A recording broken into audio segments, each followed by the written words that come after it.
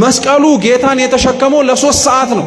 9 ወር በ5 ቀን ከማህፀኗ የተሸከመችው እናቱ ተአምር አደረገች ቢባል ይደንቃችኋል?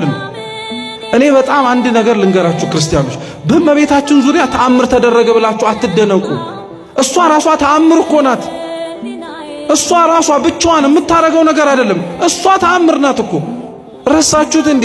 ትንቢተ ኢሳይያስ ምዕራፍ 7 ቁጥር 14 ላይ እኮ ድንግል በድንግልና ጸንሳ በድንግልና ትወልዳለች፣ ስሙንም አማኑኤል ትለዋለች። ትርጓሜውም እግዚአብሔር ከኛ ጋር ሆነ ብቻ እኮ አይልም። እነሆ እግዚአብሔር የዘመኑ ፍጻሜ በደረሰ ጊዜ ምልክት ይሰጣችኋል ነው። እስኪ ምልክት ይሰጣችኋል ብሎ ምልክት ማለት በግዕዝ እኮ ተአምር እኮ ነው። የዘመኑ ፍጻሜ በደረሰ ጊዜ ላይ ያየናት ተአምር እሷ እኮ ናት። ሌላ ነገር አትፈልጉ ክርስቲያኖች፣ እውነቴን እንምላችሁ። እሷ ራሷ ተአምር ናት። እሷ ልታደርገው ስለምትችለው ነገር ታስባላችሁ? እሷ ራሷ መኖሯ ተአምር ነው። መራመዷ እዚህ መሬት ላይ ድንቅ ነው። መወለዷ ለዚህች ዓለም በጣም የማይመጥን ነገር እኮ ነው።